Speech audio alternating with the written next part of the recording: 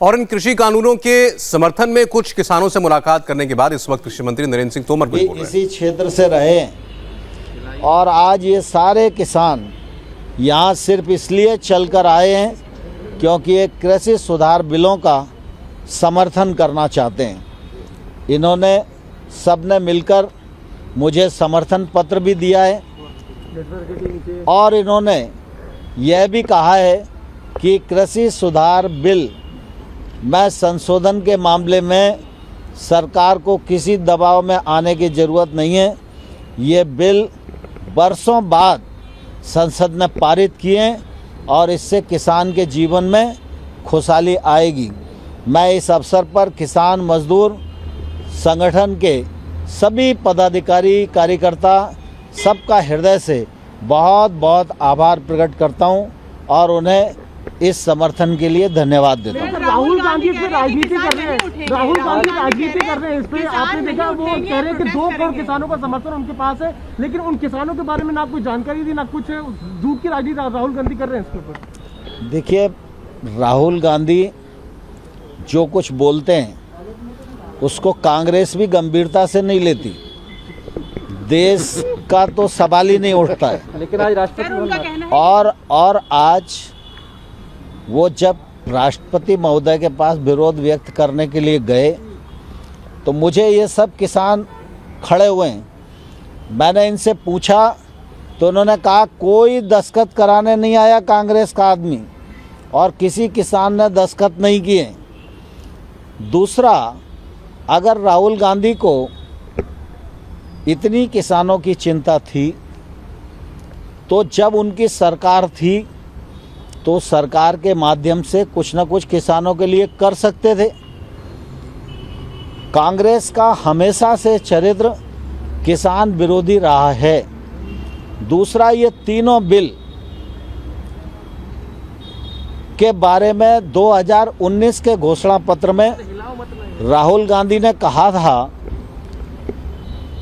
कि हम सरकार में आएंगे तो एपीएमसी को ख़त्म करेंगे, बिना टैक्स के किसान की फसल की खरीद फरोख्त हो ये सुनिश्चित करेंगे, कॉन्ट्रैक्ट फार्मिंग को बढ़ावा दिया जाएगा और एसेंशियल कमोडिटी एक्ट को समाप्त करके उसको नया बनाया जाएगा। अब मैं राहुल गांधी जी को कहना चाहता हूं कि 2019 में आपने जब अपना घोषणा पत्र जारी किया उस समय आप झूठ बोल रहे थे या आप आज झूठ बोल रहे हो, ये कांग्रेस को स्पष्ट करना चाहिए। ये 2 करोड़ दस्तखत फर्जी है, आपको लगता है ये फर्जी है? आप किसानों से बात करो। अभी आप शुरू कीजिए। देश वाले लोकतंत्र की दुहाई देंगे तो कौन बर्दाश्त करेगा? मैं करूँ, आप अध्यक्ष से पूछ लो। हाँ जी, पूछिए।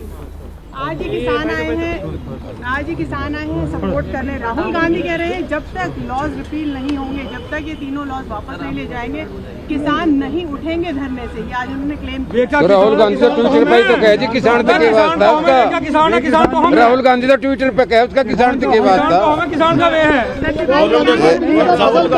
राहुल गांधी तो ट्विटर पे कहे राहुल गांधी ने किराए के किसान है, वो जब तक किराया मिलता रहेगा। ये कहे तो सतपाल सिंह के आदमी ये भी किसान है, ये भी किसान है। 500 रुपए की दाढ़ी के आदमी देखिए, जब तक मिलता रहेगा बैठते रहेगा। मैं एक बात कहना चाह रहा हूँ। आज तो मेरा इतना ही काम है कि हमारे ज़्यादातर लोग ये बागपत लोकसभा क्षेत्र के हैं। ये लोग इन्हें मुझे जो है कहना या तो हमको मिलवाओ कृषि मंत्री या मोदी जी से मिलवाओ, मोदी जी का नाम ले, मोदी से मिलवाओ। मोदी जी का धन्यवाद करना चाहते हैं कि आज़ादी के बाद पहली बार किसान आज़ाद हुए और नहीं तो हम सड़क रोकेंगे। तो मैंने कहा भाई मोदी जी से मिलवाने का मैं नहीं कह सकता, लेकिन कृषि मंत्री से मिलवा दूंगा। तो कृषि मंत्री जी से मैंने जो है रिक्वेस्ट किया, विनती किया, उन्होंने समय दिया। ये किसान मजदूर संघ के सब लोग हैं, ये अध्यक्ष जी खड़े हैं, इनके सब साथी लोग यहाँ पर आए हुए हैं और इनकी बात आप सुनिए।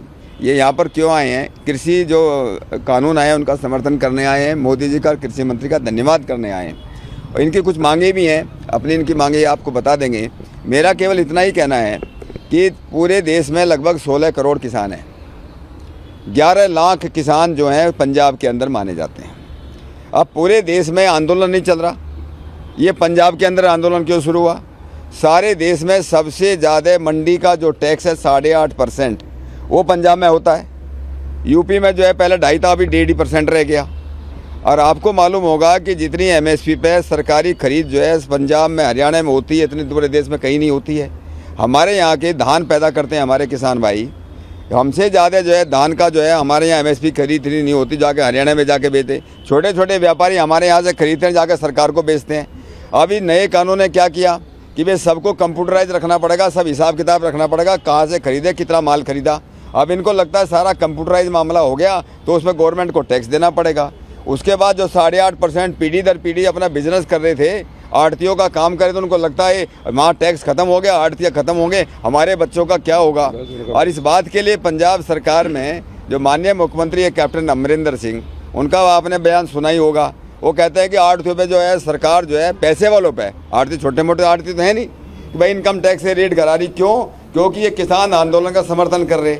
इसका मतलब ये है कि पंजाब के जो मुख्यमंत्री ये कह रहे हैं कि जो है किसान आंदोलन को समर्थन करने वाले आड़ती हैं, ये बिचौलिए हैं, जिनको हम देसी भाषा में बिचौलिए कहते हैं। बिचौलिए जिनको बिजनेस खत्म हो रहा है, ये उसके पीछे हैं। केंद्रीय मंत्री सत्यपाल सिंह के साथ कई किसान नेता, कई किसान बागपत क्षेत्र के खास तौर पर कृषि मंत्री से मुलाकात करने आए थे और उन्होंने कहा कि किसी भी दबाव में सरकार को आने की जरूरत नहीं है, कानून वापस लेने की बात न सोचे सरकार।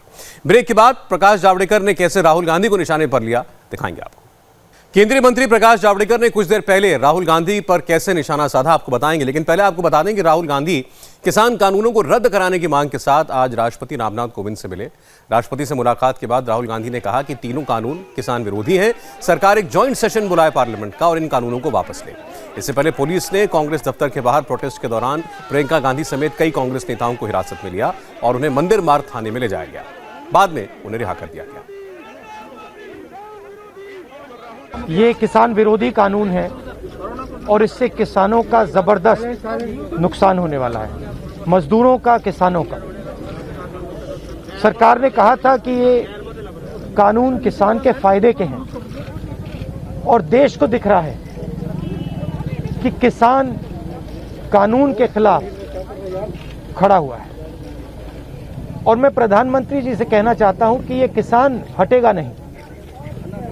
प्रधानमंत्री को यह नहीं सोचना चाहिए कि किसान और मजदूर घर चले जाएंगे, नहीं जाएंगे। जब तक ये कानून वापस नहीं लिया जाएगा, जॉइंट सेशन कीजिए और कानून को एकदम वापस लीजिए, क्योंकि किसान वापस नहीं जाने वाला है। किसान के सामने, मजदूर के सामने कोई भी शक्ति नहीं खड़ी हो सकती है। अगर प्रधानमंत्री जी ने कानून वापस नहीं लिए, सिर्फ बीजेपी को नहीं, सिर्फ आरएसएस को नहीं, देश को नुकसान होने जा रहा है। बीजेपी नरेंद्र मोदी जी का एक ही लक्ष्य है और वो किसान समझ गया है, मजदूर समझ गया है। लक्ष्य है कि उनके आसपास जो 2, 3, 4 बड़े क्रोनी कैपिटल्स हैं, उनके लिए पैसे बनाने का काम नरेंद्र मोदी जी करते हैं। जो भी नरेंद्र मोदी जी के खिलाफ खड़े होते हैं, वो उनके बारे में कुछ ना कुछ गलत बोलते रहते हैं। किसान खड़े हो जाएंगे तो किसान को आतंकवादी बोलेंगे, मजदूर खड़े हो जाएंगे तो मजदूर को आतंकवादी बोलेंगे। एक दिन अगर मोहन भगवत खड़े हो गए तो कहेंगे ये भी आतंकवादी है।